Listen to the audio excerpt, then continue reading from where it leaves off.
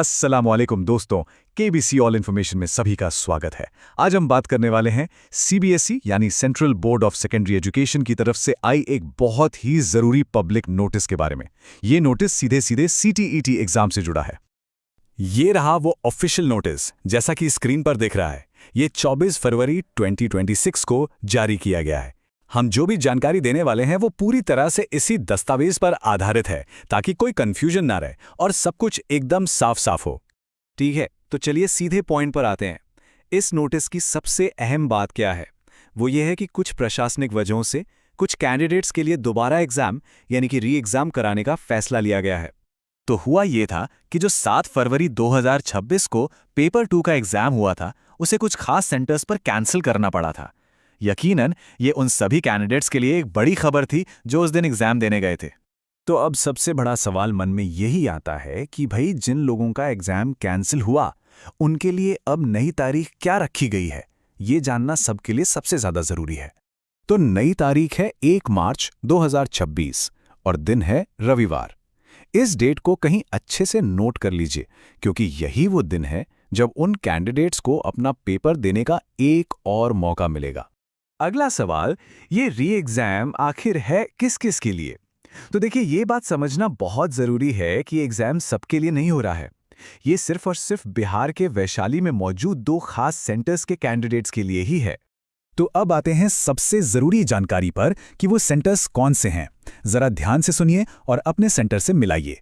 पहला सेंटर है 125014 लक्ष्य इंटरनेशनल एकेडमी, जो बरडीहा, पटेपुर, वैशाली, बिहार में है।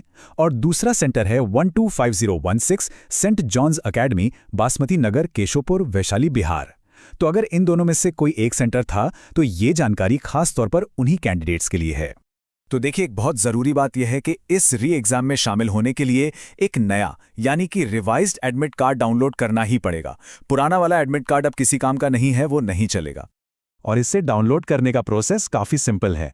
सबसे पहले ऑफिशियल वेबसाइट ctet.nic.in पर जाना है।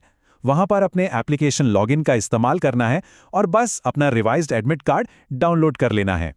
इस बात को एकदम साफ समझ लीजिए, एग्जाम सेंटर पर सिर्फ और सिर्फ नया वाला यानी रिवाइज्ड एडमिट कार्ड ही वैलिड माना जाएगा। पुराने एडमिट कार्ड के साथ एंट्री मिलने का कोई सवाल ही नहीं है।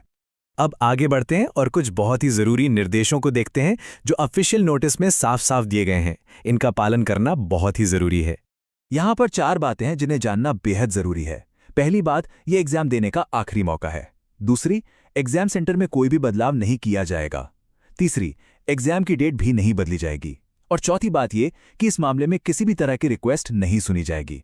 मतलब ये नियम एकदम पक्के हैं।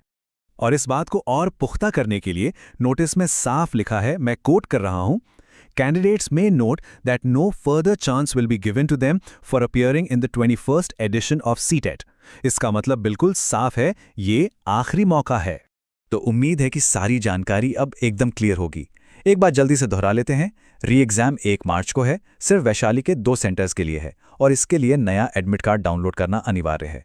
और हाँ, एक और ज़रूरी अपडेट ये भी है कि सीटीईटी की जो आंसर की है उसके मार्च के पहले हफ्ते में आने की उम्मीद है। हालांकि ये टेंटेटिव है। लेटेस्ट जानकारी के लिए ऑफिशियल वेबसाइट चेक करते रहें।